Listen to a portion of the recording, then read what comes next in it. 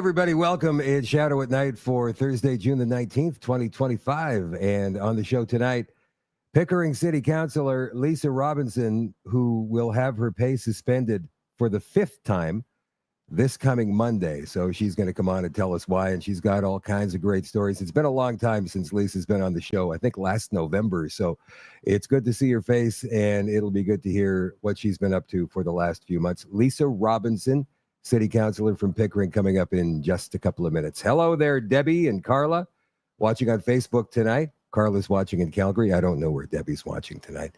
Hello, Linda from Southern Ontario. Why does everybody from Ontario say Ontario? Is it that bad, really? Doug Ford sounds like he's making sense lately. I know. It's crazy. We're going to talk with Lisa about that, too.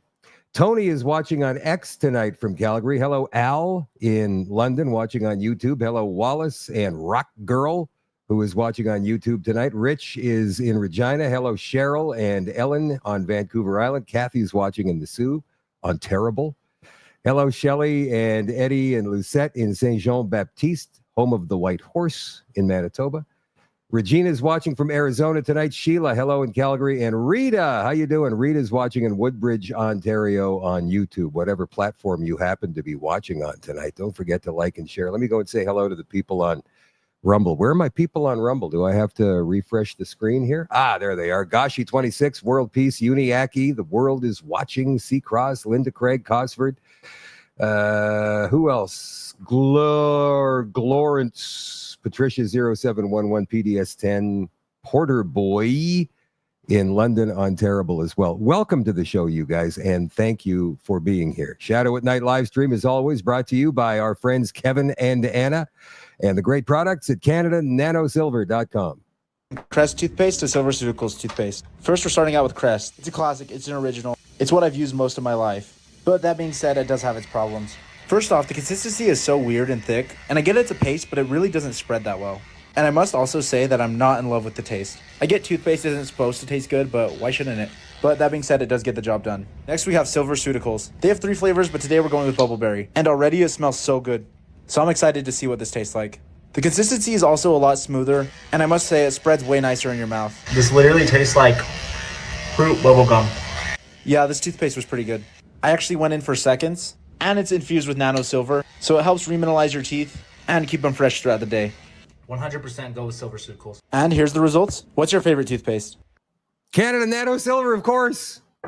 It's the Bubbleberry, and you've got the Spearmint, and there's cinnamon as well. 204-808-9292 if you want to get a hold of Kevin and Anna and ask some questions. If you want to order some products, or you can go to the website. Again, it is CanadaNanoSilver.com. Before we get into tonight's show and bring Lisa on, I want to play a video that goes back about 2.5 months. One of the first times I had spoken to Katie Pisitny of Universal Ostrich Farm. And this is the very first, we made a reel out of this because it was so powerful. That cull order, by the way, from CFIA, Canadian Food Inspection Agency, is still on.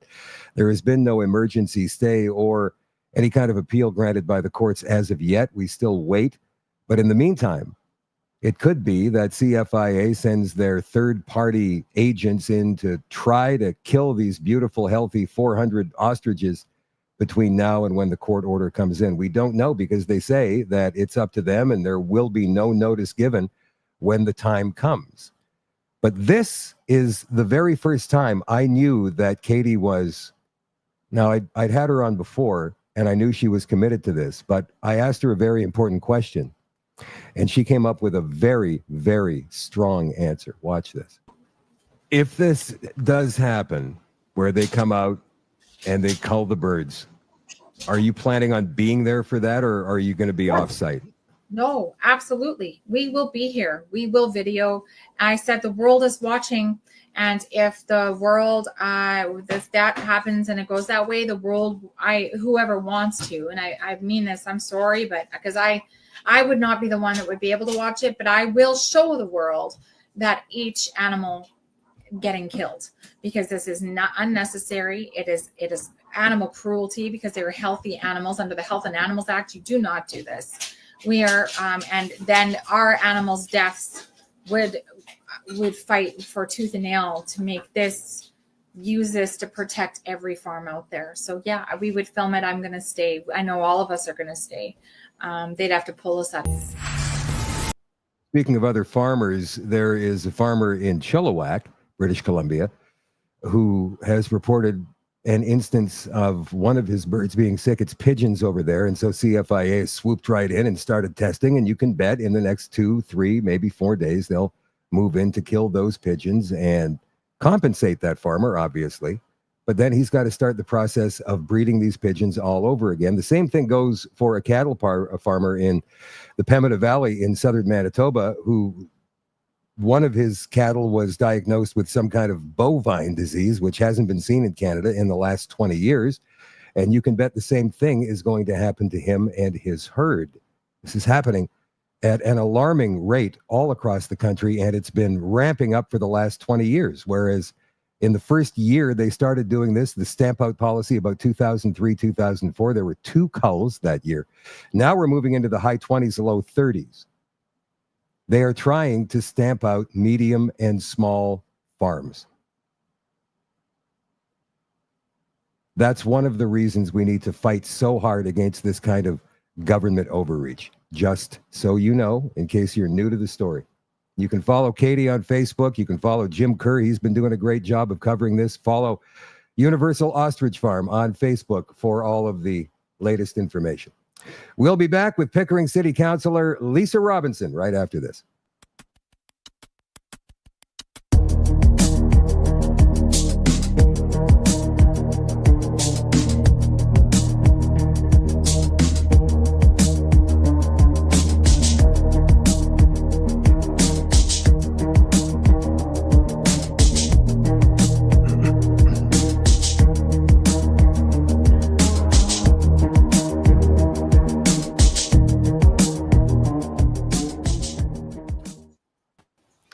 Hi, Lisa. Hi, Shadow. How are you? Very good, thank you. It's nice to see your face. It's been too long. Oh, it's great to see you too. Thank you so much for having me on again tonight. I really appreciate it. And oh my goodness, my heart goes out for those birds. I've been watching it very closely from here. You guys watching, I got this beautiful text from Lisa while I was out at Universal Ostrich Farm. She said, I wish that I could be there with you guys right now fighting back against this government overreach, but money has become an issue. And I went, oh no, not again. They're doing it to you again as of Monday, right? Yes, as of Monday, they are doing it again. It will be 12 months, a full year that I will have not been paid in my term this far as a city councilor. So is this an extension of a punishment from like a year ago, or are there new things cropping up all the time that they're looking for and you kind of fall into their little crevice? Yeah, it's constantly cropping up, as you're saying. And all of the complaints that are coming in, it's not from the people of Pickering. It's from within the organization itself. All of these complaints that have come in since the very first one have been from my own council members, the mayor, and now the CAO. And the CAO is really targeting me now because I was on a podcast about a year and a half ago or so now, and I had said that if I was to become mayor, I would use strong mayor's powers for good. I would go into City Hall. I would get rid of the CAO, the city solicitor, and a bunch of the directors because corruption starts at the top. I would tear down City Hall and build it back up from the bottom and give it back to the people. Ever since I've said that, every single report that has come in, complaint that has come in, has been from the CAO and the mayor. But of course, you know, she makes $250,000 a year. So of course she's coming after me. You're talking about the CAO, yeah? The CAO, yeah. Now, didn't we establish a while ago that many of these CAOs who are working for different townships and counties across Ontario all come from the same company? I'm not sure if they all come from the same company, but they have their own little cliquey group that, yes, just like, you know, you have all the mayors, they have their group, all the integrity commissioners, they have their group. The same goes with the city clerks, you know, they have their own group. And yeah, the same goes with them. Yeah. And we could say that June is their favorite month. and let Yeah. everybody know exactly what we're talking about. So what are the most recent developments? I understand that you've had a fight with the mayor again publicly. I've had lots of fights with the mayor publicly. Which one are you talking about? Let's go with the latest one. I can't even think about which one's the latest one. I was in there speaking with him this morning, and we had to bring a third person in there just to listen to the conversation to make sure that it was going to stay.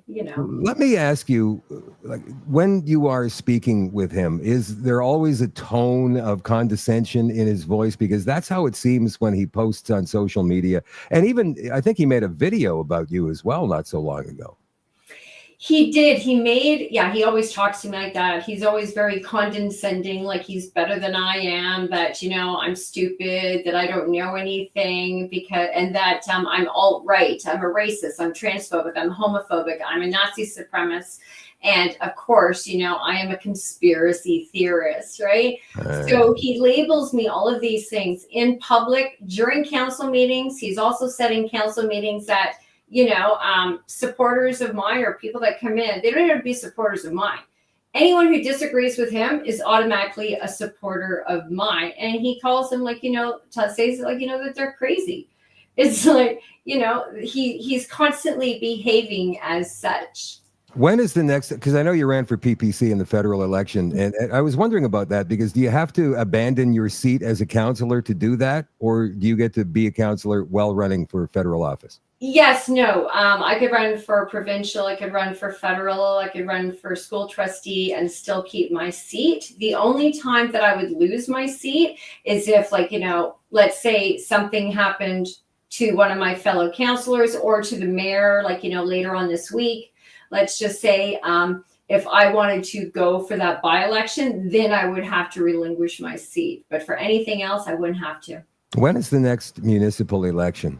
October 2026. Oh, so it's a year and a half away yet. Yes, it's a year and a half away, which means they can still sanction me for at least another year and a half. So on what basis are they sanctioning you? Is it because of what you said on that podcast regarding strong mayor's powers, or have there been other things that have cropped up? Yep, no, they do that. But I had a town hall, and what you had mentioned about him putting up that video about me and everyone that showed up at my town hall, it was a propaganda video that went out.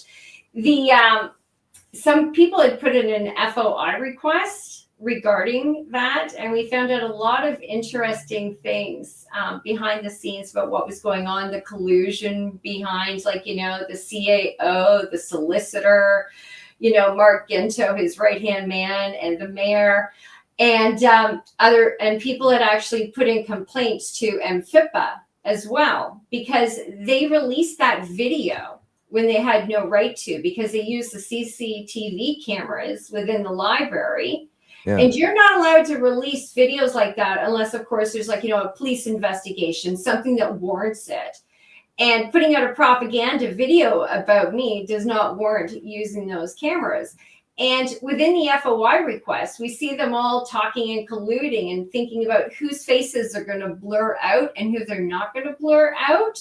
So they wanted to make sure that anybody that was in there who they did not think was alt-right, that they were going to blur their face. So you can see the collusion going on. The mayor had also lied and said that, taxpayers' dollars were not used for this.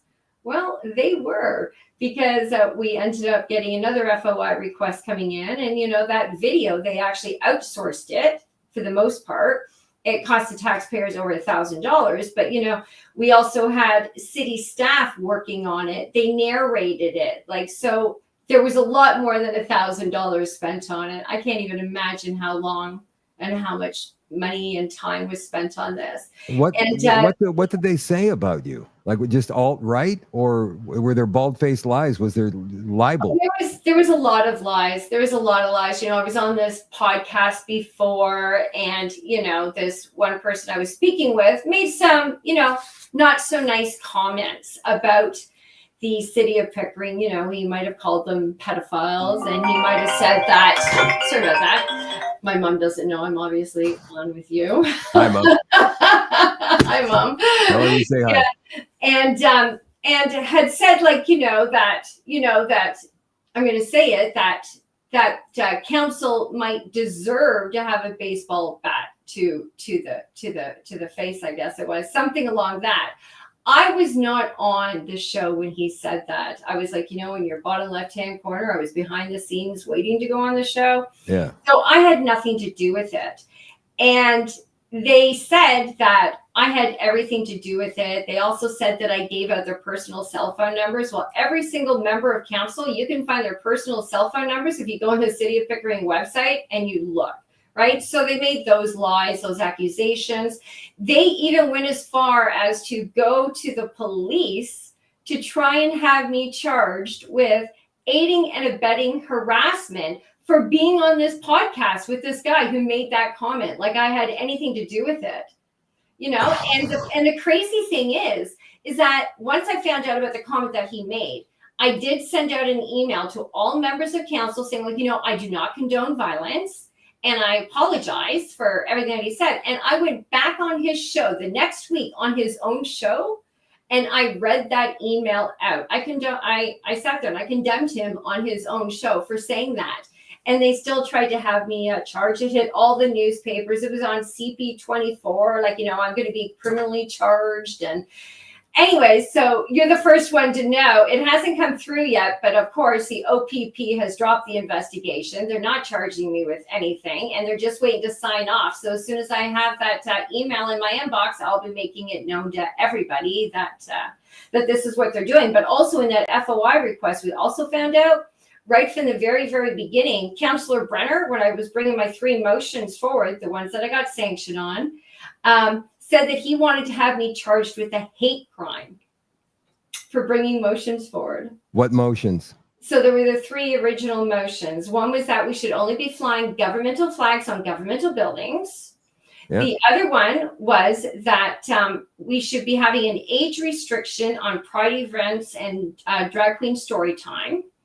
And then the third one was that every man, woman, boy, and girl should have the right to use a biological bathroom of their choice, or to use the universal change room, which would be inclusive of all genders and or families. They tried to have me charged with a hate crime for that. And they said that that was transphobic, homophobic. And of course, the integrity commissioner said that those were attributes of homophobic and transphobic. And I lost my judicial review because of that. And they didn't even look at the evidence to show that it was a lie right from the very beginning. So it was the fix was in, but why didn't they look at the evidence? Were they already made up their mind about this?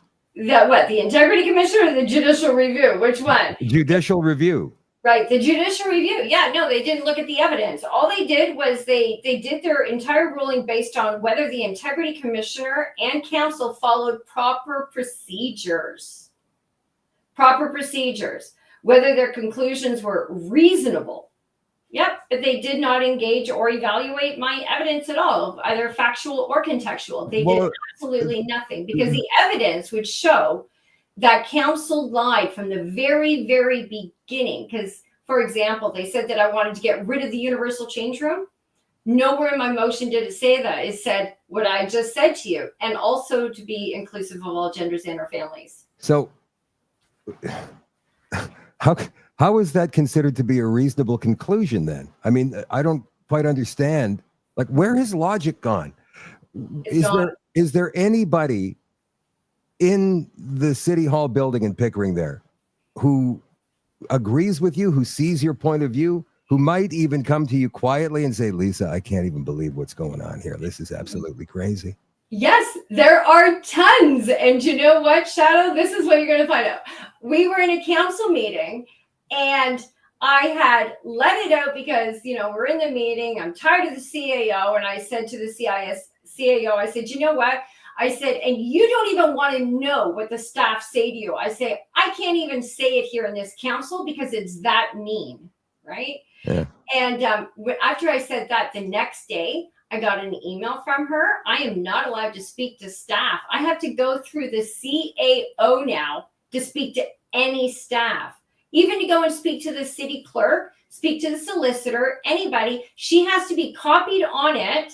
And she has stopped my email from accessing any other staff. So, I can't speak to grounds crew. I can't speak to library staff. I can't speak to anybody. She's completely tied my hands. And she's only supposed to have an administrative role. I'm supposed to be telling her what to do, but no, it's backwards here. So who really runs the city, Shadow? I got to tell you, people need to know who runs the city because it's not as councillors. I was about to ask, that's a CAO. I get that. Chief Administrative Officer, CAO, right? Yeah. You are a councillor. You should outrank her, shouldn't you? I am an elected official. Absolutely. I'm a duly elected official. And here's something else that you need to know is that we are remodeling our chambers. And normally in your chambers, when you look at anybody's chambers, right, you have the mayor and the councillors all sitting there in front of you looking at the congregation, right? Well, they're redoing our chambers, and guess how they're doing it? Guess who's going to be sitting front and center looking at the congregation? The CAO. The mayor, the CAO, and the city clerk. 3 of them looking at the people, and the councillors are going to be on the sides. On this side. So even if I wanted to look at somebody in the audience when they're talking as a delegate or something, I'd have to turn my head and look like this to talk to them because I won't be looking at them straight. So now we have unelected officials, the focal point of our new council chambers that they're going to be doing. And everyone thinks that this is okay. It's unbelievable how much, and also how much authority we have given to the CAO over this past 2 years. It's absolutely disgusting. Whatever became of that situation with the councillor who assaulted you? Nothing as of yet. I haven't done anything about it as of yet because I'm not too sure what avenue I need to go. I have contacted the Durham Regional Police numerous times, and they really haven't done anything. I've spoken to the CAO, the city solicitor, the mayor knows. I've had conversations with the integrity commissioner. I put in complaints with the integrity commissioner, and none of my complaints have been followed up on. She just wipes them underneath and says, nope, nothing to see here, folks. I want you guys watching this to understand that Lisa's situation is not unique in this country. This happens all over the place. The only reason that we hear about Lisa all the time is because she's brave enough to actually speak out and tell us what really goes on behind closed doors at City Hall in Pickering. I know of a situation in London, Ontario, which is very much like this. I know of situations in Dauphin, Manitoba on school boards, very much like this. Same in Steinbach, Manitoba. There's issues, obviously, in Alberta with a couple of cities just east of Calgary, Chestermere being one of them.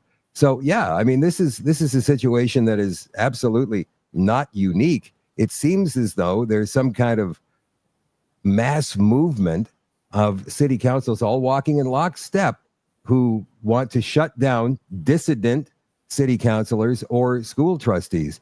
Have you spoken to other councilors who are in the same type of situation that you're in? Yeah, absolutely. I speak to them. I believe the one you're speaking about in London, is that Stevenson? Yes. Councillor Stevenson? Yeah. So Councillor Stevenson was on a podcast, and my name came up.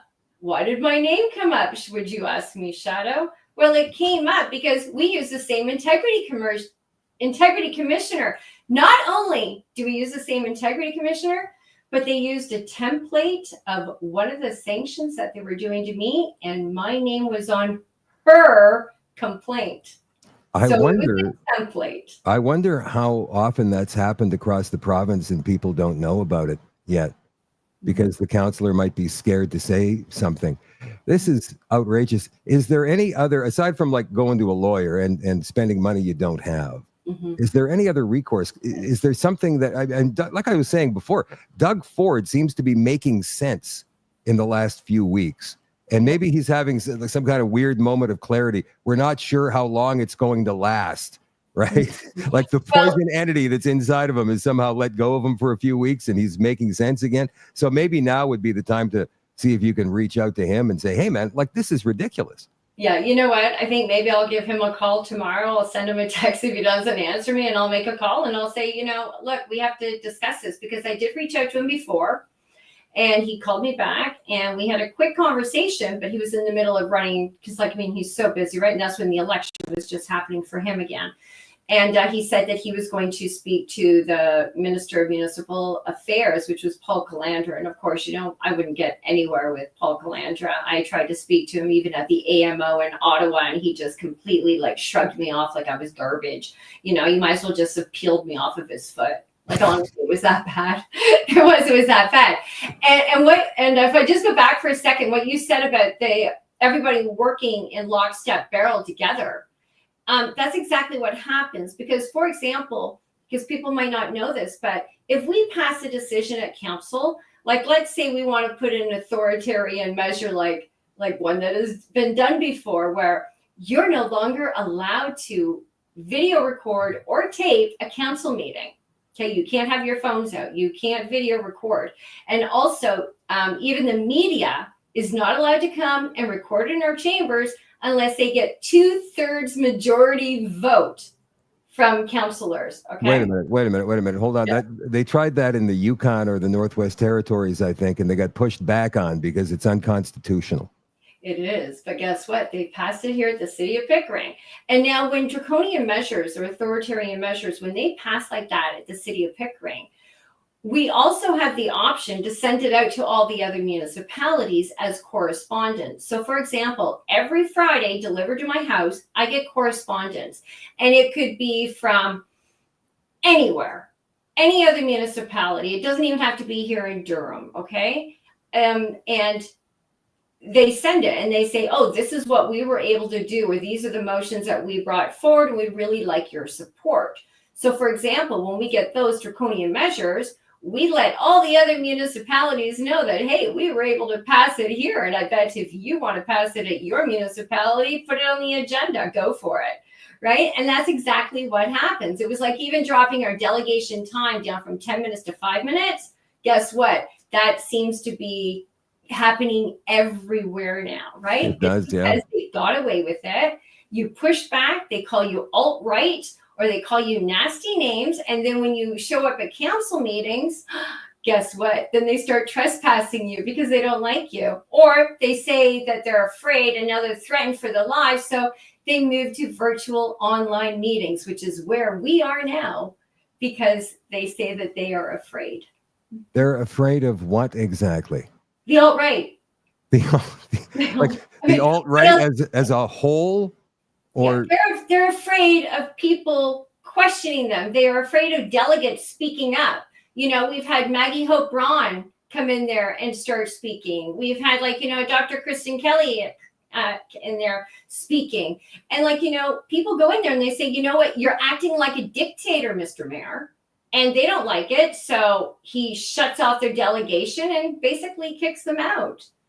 I've seen that happen in other councils and school trustees, and then the police get called. Yes. Have you had the police called? Oh, wait a minute. This is another good one. You're going to talk about police.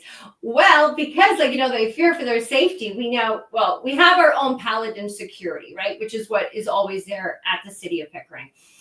For a couple of council meetings, what they did was they ordered in a couple of pay duty officers, right? So we paid to have 2 extra officers there. Well, what did Durham Regional Police do out of the goodness of their heart? I'll tell you, they brought in, I know, I mean, I have to make you laugh about this because if you don't, I will cry. You do crack me up. I will break down, and I'm not going to break down. Okay. In a second, I won't break down. No breaking down. No, I won't. So out of the goodness of their heart, they decide to send an extra 8 to 10 officers to sit in at our council meeting that had no more than, I swear to God, 20 people there.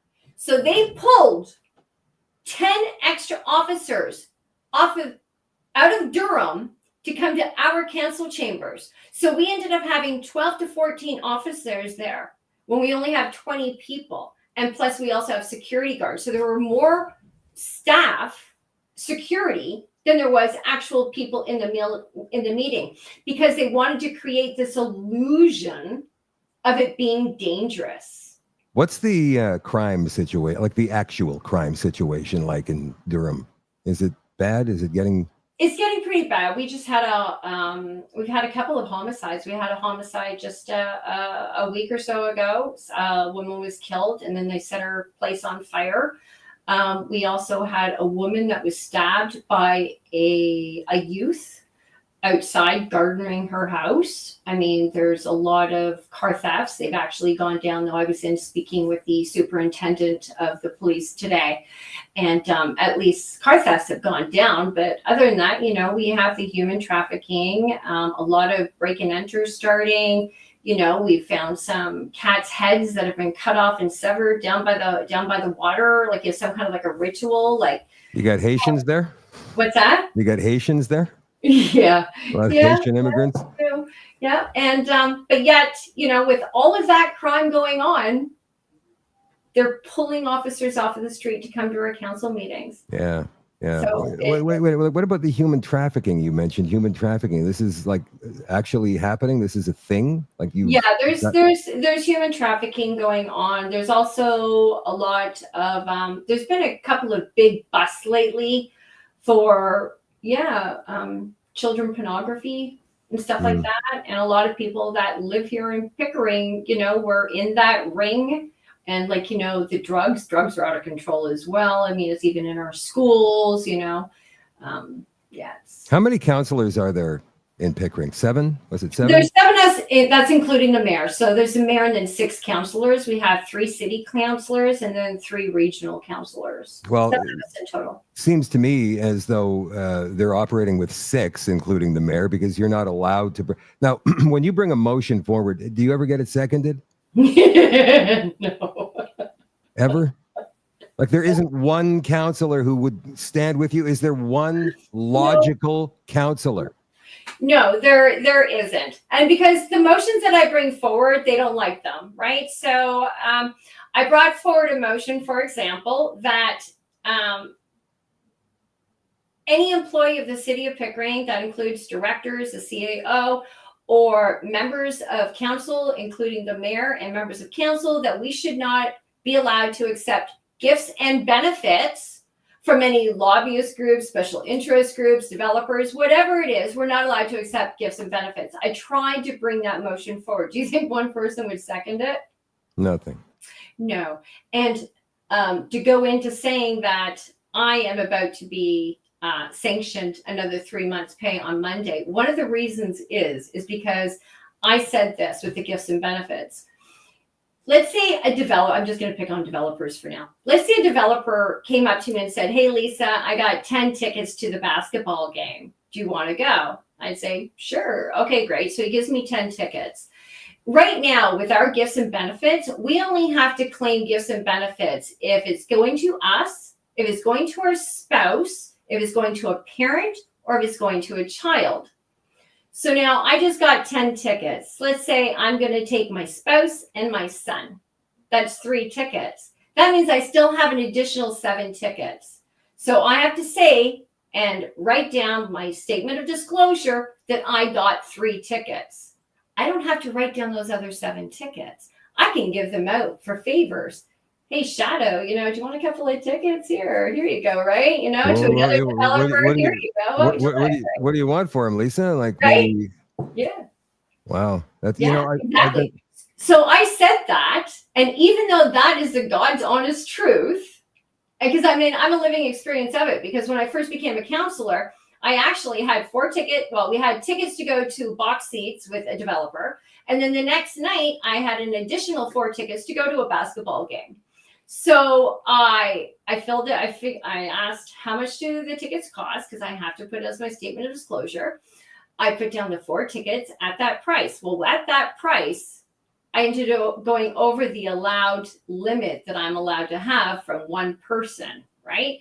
So that was terrible, and I was getting shunned for it. But then, of course, another councillor said to me, "You didn't have to claim the other 2 tickets, Lisa." So I'm like, "What, really?" So I actually went and I had them amended with the city clerk. I had them amended to say that I only had 2 tickets, my son and I. The other 2, the other people, the son and the other person that came with us, nope, didn't have to claim them. But I'm going to lose 3 months pay on Monday, because I am letting people know the truth about that.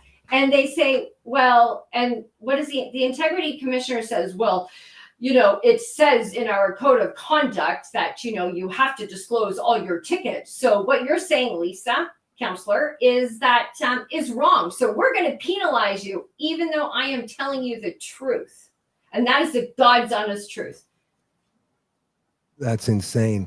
Isn't it insane? And for anybody watching this, saying, well, it's a Lisa Robinson pity party. No, it's not. I mean, Lisa is telling us this is how dysfunctional our municipal governments are. And again, it's not just Pickering. It's all over the place. I'll tell you a story about what happened in Winnipeg a couple of years ago. We had a woman, Christine, who's a friend of mine, and she brought a delegation to the city of Winnipeg to talk to council about the pornographic books that are in public schools. Yes. And she had started to speak. I think she had 5, maybe 10 minutes. And, she was citing some of the books and reading excerpts from some of them.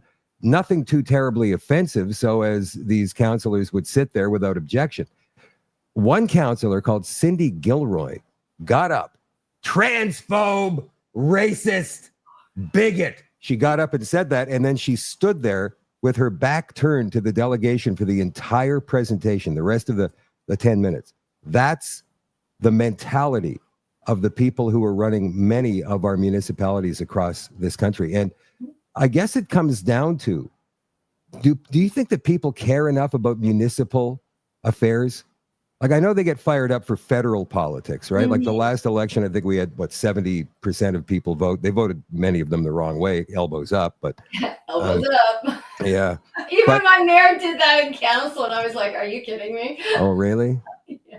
Oh, no. Canada first, elbows up. Oh, right? That's so embarrassing. And those chocolate bars, they're selling the elbows up chocolate bars. Have you seen those? Oh. I did a post about that the other day, actually. Yeah. So, of course I did. So, I mean, this is rampant across the country. People vote at the provincial level, but at the municipal level, I mean, we're seeing, results of like 40% of the people come out and vote. Is there any way that you've thought of, maybe, that none of the rest of us have, to, entice people to come out and take care of their own backyard? Mm-hmm. Well, I'm just hoping with all of this, newfound knowledge that I'm giving to the people, like that, that they start getting interested in it. I see it changing. I see more people now getting interested in municipal politics, either because they like me or they hate me, right? They think I'm a transphobe or, I'm alt-right for telling the truth. They get mad at me for telling the truth. Like, how their tax dollars are being spent. We have... Well, look at what's going on in the States. I mean, they're all mad that they found hundreds of billions of dollars of waste in U.S. aid. Like, there's people protesting in the streets over that. Like, what? Are you kidding me? Yeah. They're tax dollars, man. Come on. They don't get it.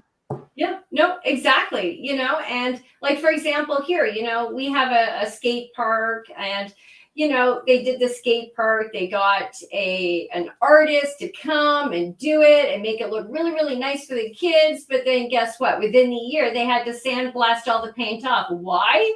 Because of the paint that they used. It was slippery. The kids couldn't use it. They were all falling off of their skateboards, and it made it really, really dangerous. So let's just say how many thousands of dollars were wasted on that. Or there was another one they did inside of the dome where they wanted to put a pickleball court in.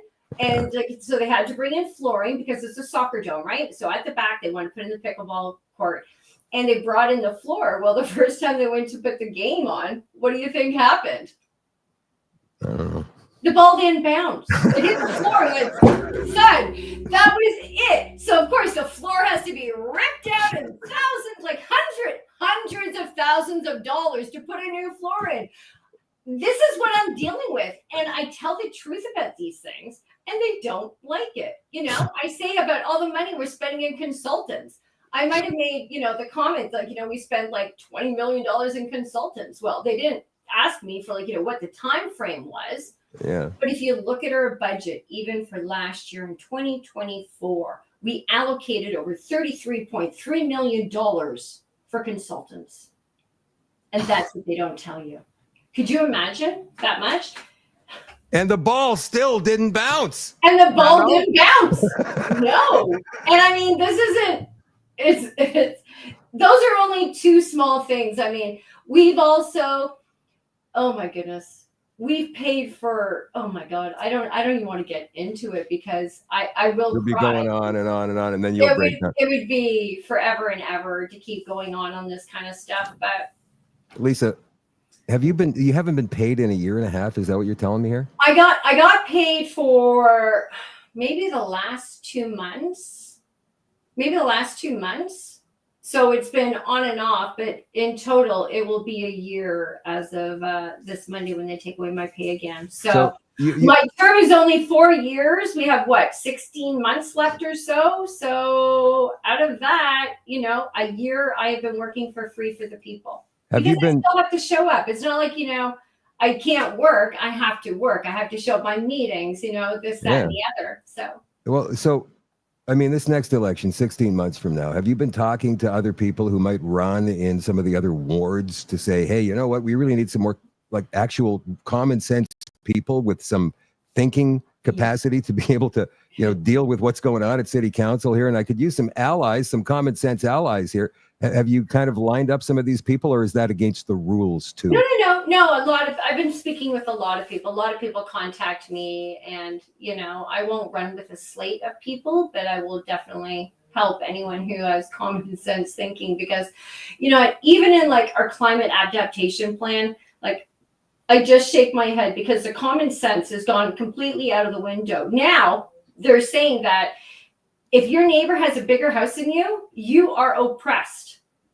Not only that, if your neighbor has more trees than you. Wait a minute, who's saying that? Okay, this is in our climate adaptation plan. How does that make any sense? I mean, this is what I was talking about last night when they relate climate to everything. And now it's suddenly, if your neighbor has a bigger house, by 50 square feet, then you are the oppressed one?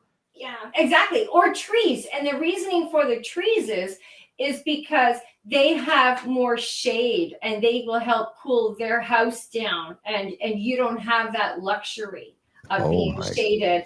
I know. You know what? A fellow councilor thinks that roads are racist. It's and another councilor said that her coffee pot was by what is it? Bisexual. Bisexual, thank you. Yes, was bi. So this is what I'm dealing with. Bisexual. Coffee pot. Mm-hmm. So how have you been managing to survive without being paid? How are you doing that? And you don't have to answer that. I mean, I know it's a private question. But I don't I've had people, I had a Gift Send Go going, and my friend of mine had just launched another one because I owe $30,000 now to the city of Pickering. So on top of them going to take a year of my pay away that I work for free, I also have to pay the $30,000 for the judicial review. So, and I don't have to pay that. Yeah, for their legal fees, the city's legal fees, because I lost because they didn't look at the evidence. I think what we need to do is make you the mayor in the next election, and then bring in just enough. I'd like to see it unanimous, but we just need enough councillors who think straight, that you can pass all of the stuff you need to pass and shut down the other ones, and then maybe give them a taste of their own medicine. Oh, I know how that sounds. Yeah. It sounds like it's petty, but I mean, these people need to understand what they're inflicting on you and others, I'm sure. Mm-hmm. And the only way you can do that is to maybe give them a taste of it back, right? Mm-hmm. Well, they say that I haven't learned my lesson, and they actually say I haven't learned my lesson. Have they tried to put you to the mayor today, and he goes, well, you haven't learned your lesson yet, so we're going to keep on using punitive measures. I've taken my pay away because underneath the municipal act, they don't have to take my pay away. And council doesn't even have to agree with the integrity commissioner to take my pay away. I mean, they could have me go work volunteer hours. I mean, there's other things that they could do if they want to punish me. But no, knowing that I'm a single mom with a child, a mortgage to pay, car payments, just like every other person out there in this world who's having a hard time right now because, bread costs $5 a loaf, et cetera, et cetera. They want to see me suffer. They want to see me lose my house, Shadow. It's that bad. So have they tried to put you through struggle sessions? Because when the mayor says, well, you haven't learned your lesson, Lisa, we're going to have to penalize you. I mean, is there something that they've offered you? Like maybe you have to go and sit and, get on your knees and recite whatever doctrine they want you to recite, and then they'll maybe restore your pay and some, like, have they ever offered that? Anything like that? Not that you would take it, but I'm just kind of wondering. No, nothing like that whatsoever. Hmm.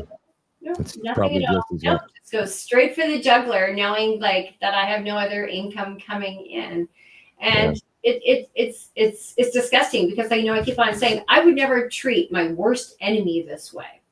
I would never make it so somebody could not keep a roof over their head or food on the table for their child. Yeah. Well, they're trying to get you to stop. They're trying to get you to give up, and you just don't seem willing to do that. And I commend you, like 100%. This Give, Send, Go. Where can we find that? I think I sent it to you. If you look at your text messages, maybe. Oh, I'm not tech savvy, so I sent it to your text message. I would not be able to send it to you. You've sent me about a dozen YouTube videos that you've done. Oh, there it is. Okay. I'll put it up on the screen or in the comments on all of the platforms for people. They can go ahead and if they feel like contributing a little bit to, helping you survive as the city councilor, then they can go ahead and do that. And I want to thank you, Lisa, again for coming on tonight. It's been too long. And when something else happens, please let me know so that we can get it on the show. Oh, can I just mention one last thing then before we say goodbye? Of course. So these sanctions that are coming up on Monday, something I didn't tell you.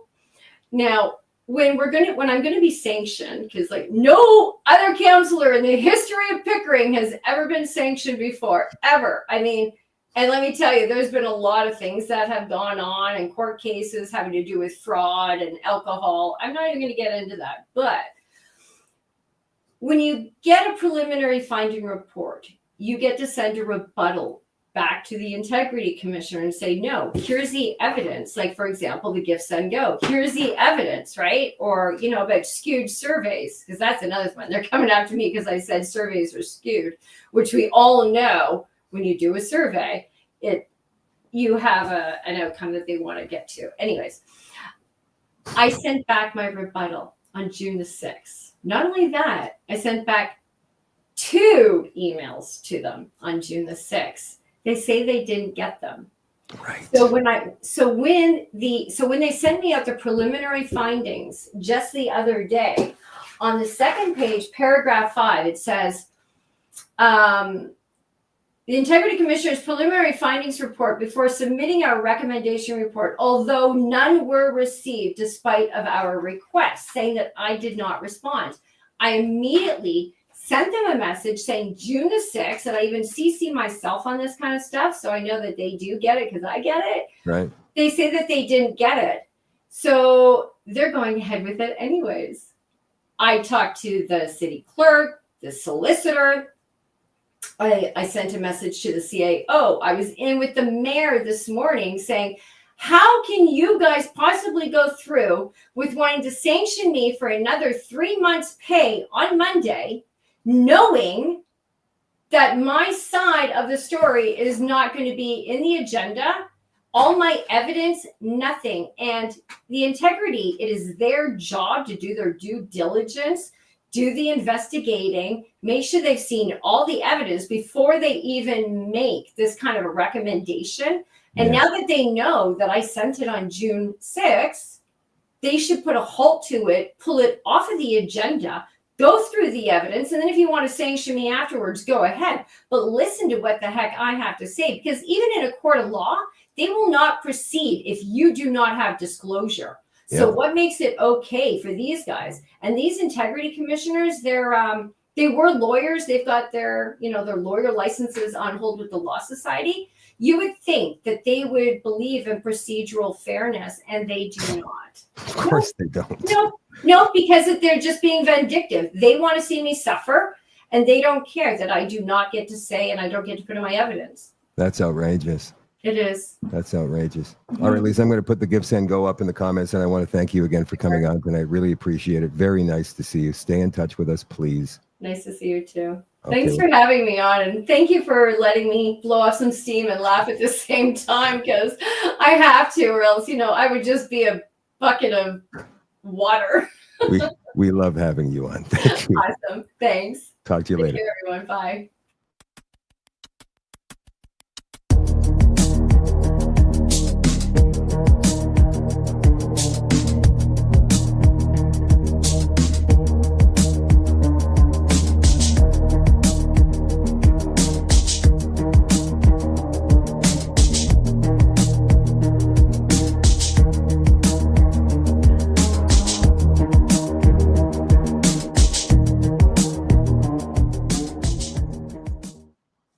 I love having Lisa on the show. She cracks me up, and I don't know how she does it, considering that, what's she doing for money? She's still doing her job. She's still doing the job the people of Pickering elected her to do. She still goes in there every day and tries to do the best she can, putting up with all of that abuse on a daily basis without getting paid. It's amazing to me. So I've got the link for her Give, Send, Go on my phone, and I can't put it into the comments at this time, but I'll get to it. And guys, we do have more to cover tonight before we get to the extension tonight on shadowdavis.com. We've been worried about Bill C-5, right? This is the bill that would give Mark Carney and the Liberals complete and total power to go ahead and change whatever law they want to in this country for their benefit, as long as it involves a major project that they see vital to the future of Canada. Change any law, create any law, negate any law without parliamentary oversight, without senatorial oversight, without any kind of oversight whatsoever. That's what it is. And we've been wondering, why doesn't the Conservative Party do something about this? Well, they released this today from conservative.ca. Conservative MPs passed an amendment to Bill C-5, which protects Canadian taxpayers and prevents Liberal conflicts of interest. Philip Lawrence is the Conservative Shadow Minister for Intergovernmental Affairs and One Canadian Economy, which is very World Economic Forum sounding. One Canadian Economy. Interprovincial Trade, and Shannon Stubbs, Conservative Shadow Minister for Energy and Natural Resources, released the following statement on the Conservatives' Common Sense Amendment to Bill C-5. After a lost Liberal decade of bloated bureaucracy and stagnant wages, Canadians want new projects that will bring good jobs for our workers, but that can't mean dodging critical legislation that protects taxpayers from corrupt politicians. Unfortunately, the government tried to do just that by including provisions in Bill C-5, which would have allowed Liberal ministers to circumvent lobbying and conflict of interest laws. Yesterday, with support of opposition colleagues in the NDP and the Bloc, Conservatives passed an amendment to safeguard these important protections and kept our promise to fight for Canadian taxpayers. Liberals will no longer be able to circumvent the Access to Information Act, the Lobbying Act, the Canada Elections Act, the Criminal Code, Conflict of Interest Act, Investment Canada Act, Foreign Influence Transparency and Accountability Act. They wanted to be able to circumvent all of these laws. Absolute power. And they're already corrupt. Extractive Sector Transparency Measures Act, Railway Safety Act, Trade Unions Act, Explosives Act, Hazardous Products Act, Indian Act, Auditor General Act, or Official Languages Act. Under the original Liberal proposal, projects could have been approved and built that would financially benefit members of the cabinet. This problem is far from hypothetical. The Prime Minister himself has admitted to conflicts of interest due to his years at Brookfield Asset Management. In fact, Christian Fox, the Deputy Privy Council clerk, has said that we are working very closely with the Prime Minister's office to manage all of the conflicts he has declared. We're going to get to Mark Carney and Michael Barrett's argument in the House of Commons in just a second. Instead of sneaking in provisions that would give themselves the power to broadly skirt the laws of the land without consequence, they should repeal the bad policies that block projects like the oil and gas cap, industrial carbon tax, C-69, and that's the No More Pipelines bill, and C-48. Conservatives will always fight to get the projects built that are truly in the national interest and to repeal the anti-energy laws and regulations that strangle economic growth. Well, that's a good thing. right? Jeremy McKenzie doesn't think so. He's gone back to, it looks like, his raging dissident thing. Remember, he used to, like 3 or 4 years ago, walk around on Instagram and rant and rave. He was the raging dissident. Then he went and did something else, and he became all... looks like he's gone back to being the raging dissident, which is how I personally discovered him in the first place. And I liked him back then. And he put out a new rant today on Instagram, and we're going to play that for you in just a second, because I think he's got some good points in there. In the meantime, Michael Barrett versus Mark Carney. That the Prime Minister has an entire department of bureaucrats trying to manage his conflicts of interest, but they can't even tell us if the Prime Minister has set up a conflict of interest screen. And so that means that the former chairman of a multi-billion-dollar investment firm is sitting at the cabinet table and could be taking decisions that personally improve his financial standing. He's been Prime Minister for 100 days, but he's still jumping through these ethical loopholes. So why won't the Prime Minister stop hiding the truth from Canadians and come clean? What are your conflicts of interest? I would just remind the member to direct his question through the chair.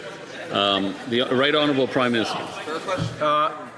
Thank you, Mr. Speaker. Unlike member opposite, I'm proud of having experience in the private sector. I'm proud of having experience helping to build this country. I'm proud of having filed all my requirements in advance before required, including a screen for the conflict of interest. I wait on these. The Honourable Member for Leeds, Grenville, Thousand Islands, Rideau Lakes. Well, unlike the Right Honourable Prime Minister, I'm proud to have served our country in the Canadian Armed Forces in uniform. This Prime Minister seems to do whatever he thinks he can get away with. He voted for the Liberals' ban on gas-powered cars, while Brookfield is heavily invested in the EV supply chain. We know that he used offshore tax havens in the Caribbean to avoid paying Canadian taxes. His own department won't even say if he set up conflicts of interest screens. So instead of maligning people who serve the country in uniform, why doesn't he stand up and come clean about his conflicts of interest? The Right Honourable Prime Minister. Mr. Prime Minister,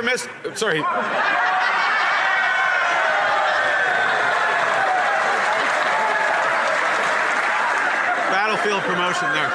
Mr. Speaker,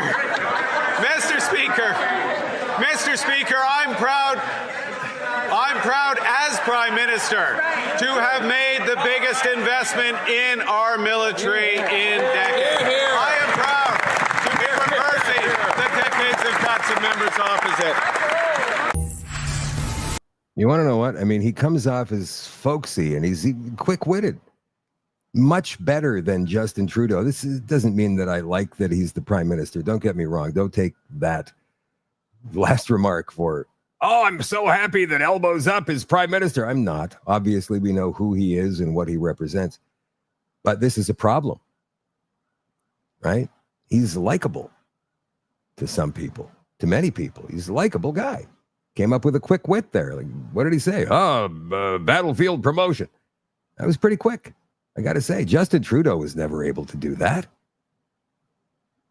He stammered and stumbled and bumbled his way through the House of Commons, and he only got by on his name, his socks, and his hair for 10 years.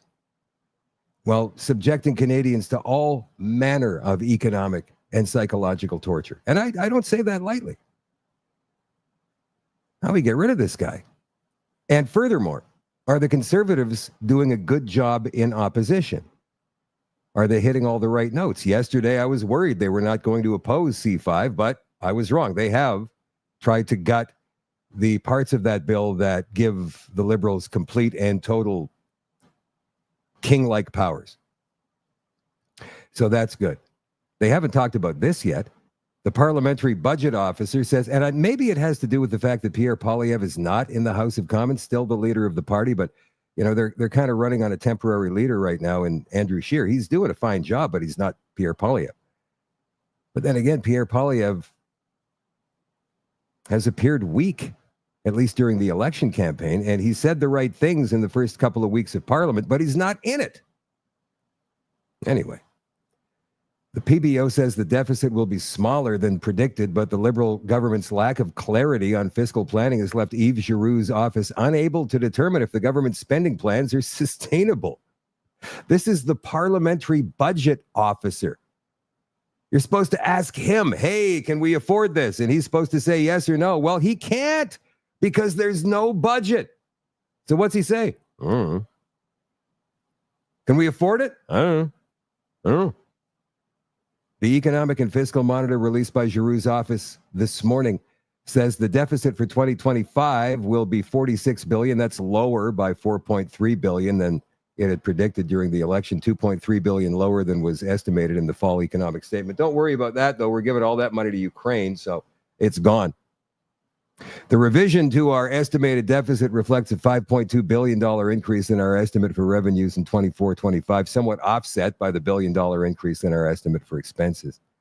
The PBO said that while it predicted the Canadian economy would only grow by 1.8% in the fourth quarter of last year and 1.6% in the first 3 months of this year, real gross domestic product actually grew at an annualized rate of 2.1% and 2.2%.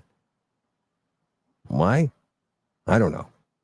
Oh, by the way, Mark Carney has also stated today that if we don't have a deal with Donald Trump in 30 days, then we will impose new tariffs on the Americans. I say good luck with that. We go right back to the beginning. We're going to impose tariffs. Elbows up, everybody. Tariffs, tariffs. Like, come on. Do we have to explain this again?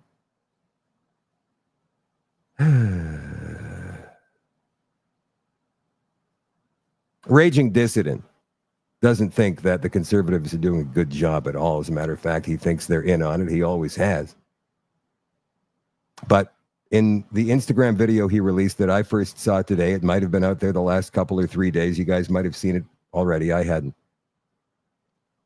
He seems to feel as though the Conservative Party of Canada needs to be retooled, broken down, rebuilt. Maybe some new party comes along, because I don't think the PPC is going to be able to do much with Maxime Bernier at the helm. Here is Jeremy McKenzie, also known as Raging Dissident. Necessarily a good thing, but I feel like the old me is kind of having a frightening sense of getting a second wind here. I don't know if I've ever been this baseline angry, ever. The amount of criminal wrongdoing just getting past us without so much as an excuse me from the fat, bloated, entitled worm class calling themselves the conservative opposition is enough to consent signing off on branding all of them and the organization as traitors that should be immediately destroyed. We're not going to be able to formulate any cohesive or effective resistance with these busybody, blood-sucking losers, vacuuming up the precious few pools of resources, energy from those Canadians who do care enough to want to fight back against any of this. Imagine trying to pedal a bicycle with a small hole in the tire. It doesn't matter how many times you inflate it, the Conservative Party is that hole. Faith Goldie said it pretty good many years ago. It gave me something to think about. The Conservative Party of Canada exists so that no real right-wing opposition can exist. Whether it was set up this way intentionally or became this way through decades of corruption, inaction, weak nerves is irrelevant. It's true.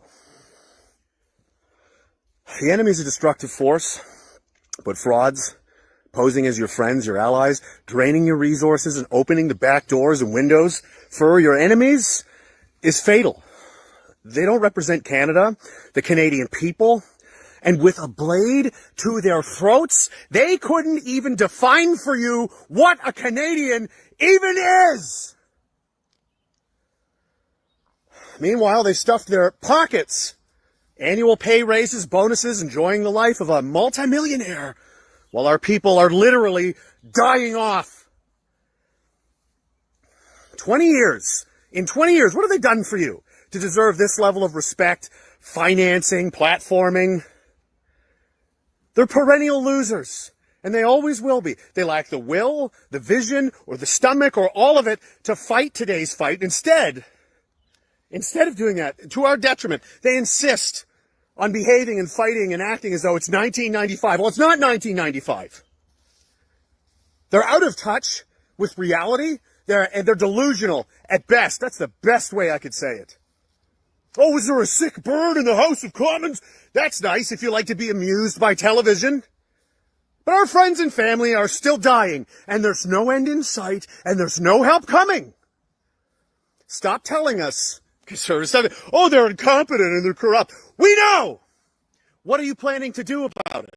You're going to complain more? You're going to get another great gotcha clip for your social media cycle? That'll keep people alive. Starve them out. The politicians, their supporters, their influencers withdraw all support, money, attendance, energy, everything. They can get their act together and they can respond to what this is, a national crisis, in a way befitting a real opposition, or they can disappear into the woods forever. Because you know what? No one would notice anyway if they did. Whoa.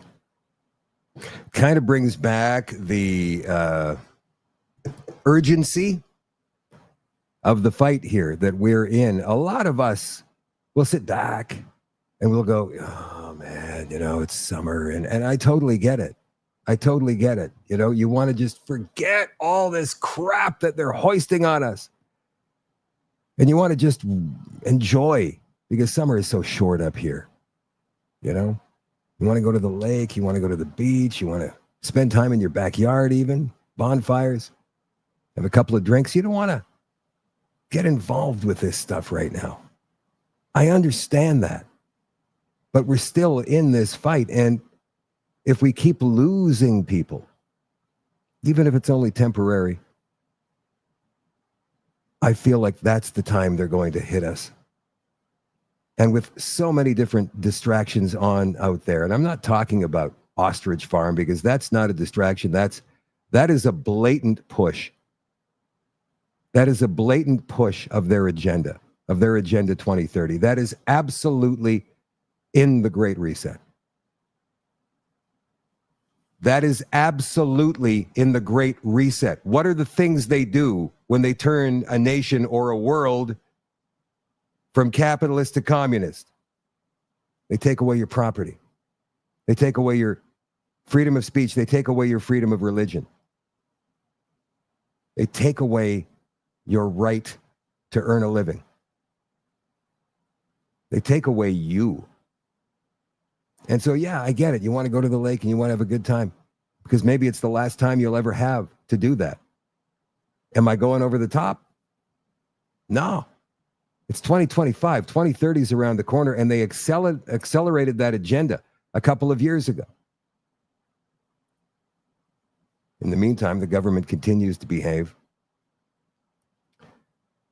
like a bad wife or a bad husband, treating you poorly, narcissists. Here's Tiana. Tell me if the following behavior is considered toxic. If I tell my husband if he doesn't believe everything I believe in, then he should leave the house, even though he's paid for half of everything and contributed to everything, and I tell him to leave. What if he goes and consults some friends or family members, to talk about what I'm saying, because I'm trying to get him to believe exactly what I want him to believe, and he comes back and he goes, well, my friends and my family members disagree with you, and this is why, and I go, cut him off. They're bad for you. Cut them off. I'm the expert. I know everything. And I literally am here for your safety to protect you. You'd think that I'm, crazy, narcissistic, toxic, controlling, correct? What if I said, I want all of your passwords to all of your social media, and I want your location on at all times, so I know exactly where you are, what you're doing, who you're talking to? What if I said, hey, I don't want you using cash anymore. I want you using debit so I can monitor every single thing that you buy? You would consider me a toxic psycho, would you not? I would. But yet when it comes to the government, you guys think it's okay, because that's exactly what the government's been doing since 2020. They use cult-like thinking to get you to isolate from your family and your friends, to call them names, to kick them out of society, even though they contributed with it for many years with taxes. You're like, no, take it all away. Screw them, right? Why? Because the government said they care about you and your safety. And you never question the government's motives, but you question mine. The government now is passing something called Bill C-2. And that bill has a lot of very weird things in it that you are not questioning the motives of the government or in the future where that's going to take you. Especially the going under $10,000, even in smaller increments, meaning they're trying to ban cash in a very slow manner. But yet, somehow you see that that's okay because in your mind, you have been trained that the government is there for your own good. The government can now go into backdoor ways to get access to your social medias. They know your location. They can open up your mail if this bill passes. Let me just show you. Canada's Strong Borders Act, Bill C2, contains 4 mass surveillance Trojans. Ban on cash transaction over $10,000. It amends the Proceeds of Crime, Money Laundering and Terrorist Financing Act to bar certain entities from accepting cash payments, donations, or deposits of $10,000 or more. This also includes multiple smaller cash transactions that add up to more than $10K. Number 2, the authorities and Canada Post can now open up your mail. Expands who has access to data obtained by covertly installed tracking devices. Weird. It compels ISPs to assist in warrantless snooping. So now ask yourself, if you wouldn't want your partner doing this to you, why are you allowing the government to do this to you? And why aren't you complaining about it? And how are you doing the mental gymnastics to even warrant such surveillance from the government? She always makes such sense, doesn't she? It's exactly what they're doing. It's a slow creep towards totalitarianism. Certain elements will not be able to carry cash or take cash payments of over $10,000. What elements exactly are we talking about here? Whichever elements the government deems to be dangerous. Maybe that small fringe minority. The Liberals, we know what they are. The NDP, maybe we thought being down to 7 members and getting crushed in the last election might smarten them up. But no, Don Davies is the interim leader of that party, that rump party in the House of Commons. And he was talking about climate change today in the HOC. Watch this. Today to introduce the National Renewable Energy Strategy Act. I thank my colleague from Rosemont-la-Petite-Patrie for seconding this legislation and all his work to protect our environment. The Intergovernmental Panel on Climate Change has been clear that we must cut global greenhouse gas emissions in half by 2030 and reach net zero by 2050 to avert catastrophic global climate change. The time for action is now. That means implementing solutions for clean energy and transitioning away from fossil fuels. While we do this, we must ensure that workers are not left behind. Jobs in Canada's clean energy sector are projected to grow by nearly 50% by 2030, and the industry's GDP contribution is on track to reach $100 billion by the end of this decade. This legislation would accelerate our transition to a clean energy future by requiring that the Minister of Natural Resources develop and implement a national strategy to ensure 100% of electricity generated in Canada comes from renewable energy sources by 2030. I call on all parliamentarians to support this vital initiative for our country and for our planet. Like it's never ending. Did I just see a comment that asks if Mark passed away? Are you talking about Mark Friesen?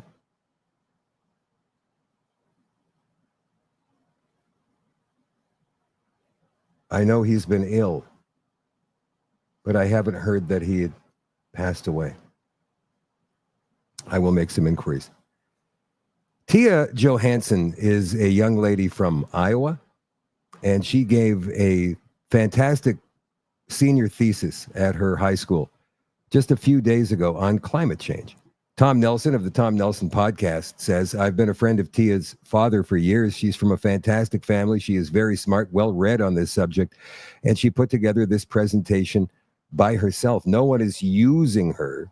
She's fighting BS with facts. Here is Tia Johansson with a 9-minute presentation on climate change. And by the way, guys, we're going to keep going until I got all the news out of the way tonight.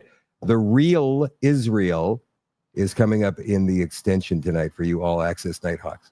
Here's Tia. On Earth is in crisis. Crop failure, social and ecological collapse, mass extinction. We have a moral duty to take action.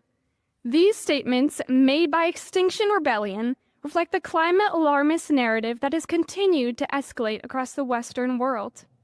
Hysteria over climate change can be seen throughout history, from the human sacrifices of the Aztecs to bring back rain, to the Salem witch trials to eliminate the women who they blamed for crop failure during the Little Ice Age. Today, the climate industrial complex is funded by trillions of dollars, seeking to control what we buy, eat, and where we are allowed to travel, all in the name of sustainability and achieving net zero carbon emissions. This fear campaign is rooted in the belief that we will not look into the data ourselves, but instead look to the governments and to the media to tell us what is true. Today, I will demonstrate that temperatures fluctuate and are not unprecedented, and that natural disasters are not getting worse. I will also highlight the unreliability of climate data and the role of CO2. Ultimately, I will present scientific evidence to show that we are not in a climate crisis. Historical temperature records indicate that we are not in the climate crisis Western governments claim we are. Looking at a graph of the past 65 million... No. This is not Greta 2.0, guys. This is the anti-Greta. Let's keep going. Years from Noah, the Earth today seems to be in a particularly cool period. In fact, the Earth is still coming out of an ice age. History demonstrates that life has existed and thrived in much warmer temperatures, and that temperatures have been much higher without the human influence of industrial CO2 emissions. Historical temperature records indicate that the temperature of the Earth naturally fluctuates over time, as it has for the past 65 million years. In just the past 2,000 years, there have been 2 warm periods and 2 cold periods. The Roman warm period, also called the Roman optimum, was known as a time of prosperity. This, of course, goes against the entire narrative that warming threatens human life. Following the Roman warm period came the Cold Dark Age, the Medieval warm period, and the Little Ice Age. The current warming from 1800 onwards is the warming of recovery from the Little Ice Age. However, temperatures are still cold compared to distant times and continue to visibly fluctuate. Given this evidence, the 3 degrees Fahrenheit that scientists and news pundits claim is the end of civilization is not cause for alarm because it is not unprecedented and because temperatures will continue to fluctuate. Today, the argument for climate change is rooted in the belief that warmer weather and CO2 emissions have been causing natural disasters to become more frequent and more violent. However, after studying hurricane and wildfire data, it became clear that actual activity goes against this global warming narrative. This graph from the Bulletin of the American Meteorological Society shows the number of hurricanes in the U.S. per year since 1900, showing a slight downward trend for the past 120 years. The strength and duration of hurricanes shows a similar lack of crises. A graph from the National Hurricane Research Laboratory illustrates the North Atlantic hurricane intensity from 1920 to 2016, where there is evidently no trend. However, the data presented to the public by the 2014 National Climate Assessment of the United States is limited to the portion highlighted in red, creating an illusory upward trend.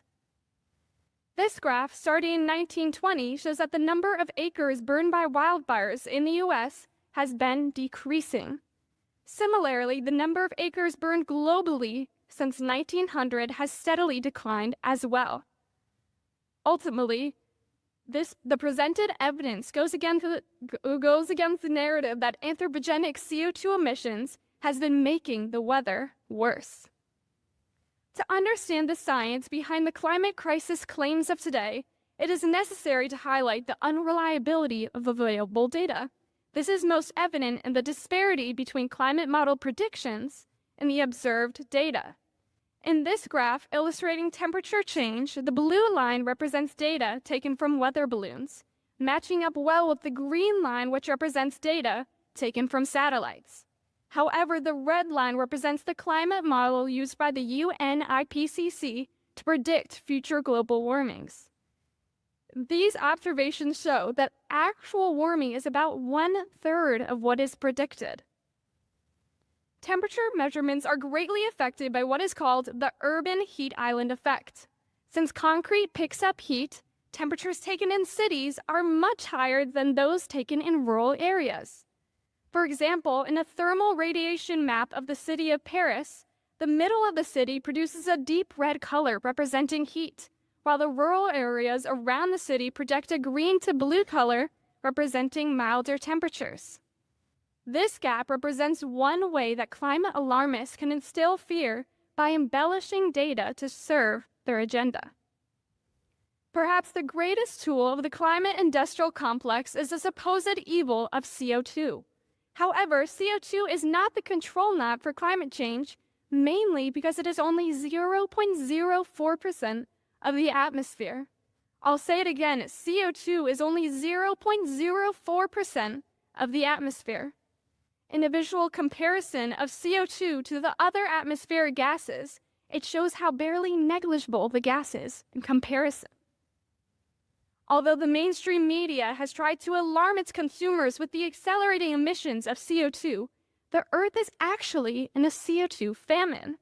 Current levels are about 423 parts per million. However, in the past they have been at least 1,000 parts per million and have likely reached 8,000 parts per million. While the narrative states that CO2 directly causes the rise in temperature, it has been found that quite the opposite is true.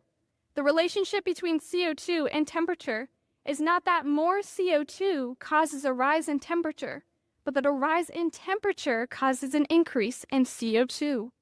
Carl Wunsch, professor of oceanography at MIT, found that when the ocean warms, more CO2 is released into the atmosphere. On the other hand, when the ocean is cold, CO2 is absorbed into the water. In a graphical correlation between temperature and CO2, it is found that when a rise in temperature occurs, a rise in CO2 follows a few centuries later. In this graph, CO2 rose 800 years later in response to a surge in temperature. While CO2, like everything else in the world, may have some small factor in climate, there are countless of other factors affecting temperature. Some examples are volcanic activity, cosmic rays, and the sun.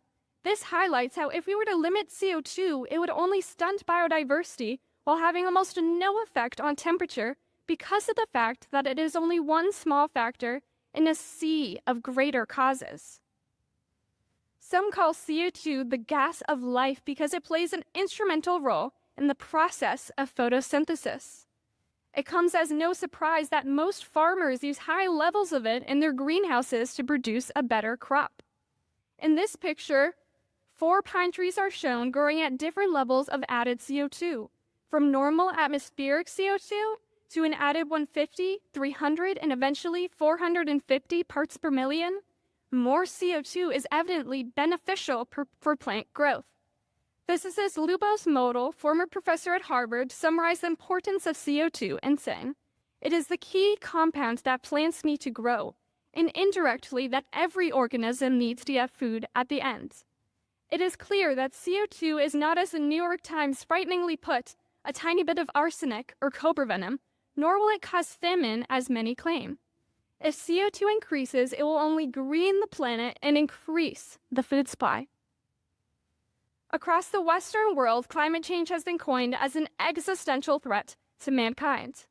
While this sentiment is not new over the course of history, as it can be seen through the Aztecs and even in the Salem witch trials, it has once again become relevant in today's culture. With policies such as carbon taxes and individual CO2 budgets being proposed in our governments, we begin to see the climate issue creep into every part of our lives. This is why I found it necessary to pursue the truth in the climate debate. In my speech, I presented the scientific evidence behind historical temperature change and natural disasters, discovering the unreliability of climate data and the small role of CO2 in climate and its essential role in biodiversity. As a result, I've concluded that the climate crisis is a hoax that we must arm ourselves against by pursuing the truth and by looking into the data ourselves. Well, Tia, that was a fantastic presentation. And as your teacher, I thought it was very well thought out, very well researched, and incredibly well presented. F! Because there's a climate crisis, and now she's a denier. Incredible. 14-year-old kid put that together on her own. And everything she says, I believe to be true. It's just a matter of convincing people, right? Like, we haven't got a slogan. We haven't got a 30-second elevator speech like they do.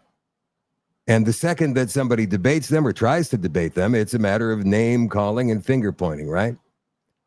Because they've got marketing on their side, and we just have the truth.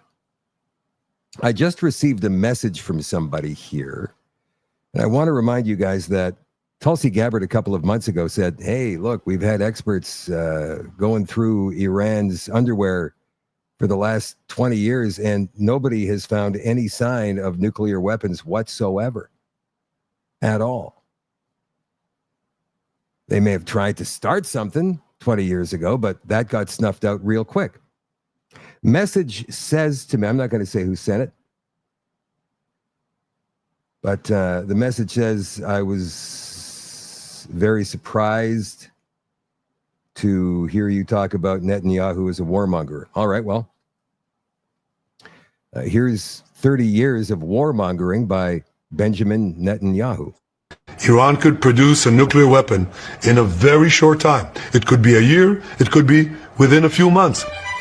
They have the wherewithal, the stored up, preserved knowledge to make a bomb very quickly if they wanted to do it. Iran is so dangerous. Weeks away from having the fissile material for an entire arsenal of nuclear bombs. They're very close. They're 6 months away from being about 90% of having the rich uranium for an atom bomb. Iran is gearing up to produce 25 bombs, atomic bombs a year, 250 bombs in a decade. Ladies and gentlemen, time is running out. Iran will be capable of producing alone, without importing anything, nuclear bombs within 3 to 5 years. What terrorists do is target the innocent deliberately. And therefore, my definition of terrorism is the systematic and deliberate attack, the murder, maiming, and menacing of innocents, of civilians, for political goals.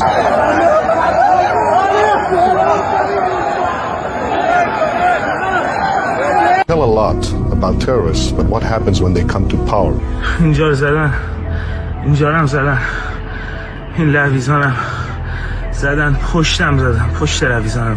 Therefore, my definition of terrorism is the systematic and deliberate attack, the murder, maiming, and menacing of innocents.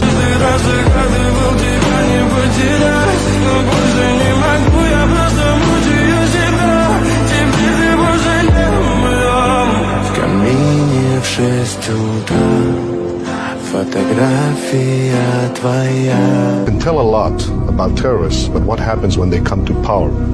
Those who fight for freedom and come to power do not impose terrorism. Those who do, who fight in terroristic means, end up as being masters of terrorist states. All right, now I understand there's a lot of debate about who's responsible for what in the Middle East. But it seems to me that every time Israel gets involved in some kind of conflict, they try to drag the United States and pretty much the rest of the world into it. And I'm not saying that Iran is right either, because there's a lot of warmongering going on in the Middle East all the time, and rhetoric, and you know. But why would Donald Trump, a man who is absolutely opposed to the war in Iraq, because as he put it, and I played this for you last night in the 2015 Republican candidates debate, the Iraq war was a mistake and it was a doozy. I'm paraphrasing here, because there were no weapons of mass destruction. Well, you've got it from very good sources, President Trump, that there are no weapons of mass destruction in Iran either. And Netanyahu continues to go on and on for the last 30 years stating, oh, yeah, they've got them. From the BBC, Donald Trump will decide on U.S. action in Israel the Israel-Iran conflict within 2 weeks. So he's in no rush. But why suddenly has he changed his tune? And what exactly is Israel really involved in? Tonight, we've got a piece called The Real Israel we're going to put on in the extension. Now, again, some people get really worked up when this subject comes up. They're mad. They get emotional. They don't want to listen to a possible explanation as to what may be going on over there. I'm not telling you guys that I have all the answers, because I don't, but I'm willing to explore. I'm willing to look around. I'm willing to look at all sides of every equation and possibly come up with some kind of conclusion at some point. But there's so much information that flies around all the time. You don't know sometimes whether it's real or whether it's not. But let's go back to 9/11. You guys know David Icke, right? Who were the dancing Israelis? Ever heard of the dancing Israelis? Now, you know, they tell you it's a conspiracy theory, the dancing Israelis. But listen to what David Icke says here. People know that on the morning of 9/11, a lady looked out of her apartment in New Jersey, looking over to the burning tower, the first one, and saw 5 Middle Eastern looking men filming it, high-fiving and cheering. She took them to be Arabic. She called the police. The police eventually tracked them down. They had traveling around in a white van. They were Israelis. They became known as the dancing Israelis. They were arrested and kept in custody for 71 days until the ultra-Zionist head of the criminal division of the Justice Department, Michael Chertoff, released them. And how many people know that the same Michael Chertoff released the 200 arrested in the spy ring? And they went back to Israel. These 5 dancing Israelis, 2 of which were known by the police to be Mossad agents, said that they were there to document the event. Well, hold on. How did you know it was going to happen? Yeah, they did. They went on to an Israeli talk show, and they said that it was their job to document the event. And David Icke is right in asking, well, how did they know there was going to be an event in the first place? Did you know? I didn't know. Watch this.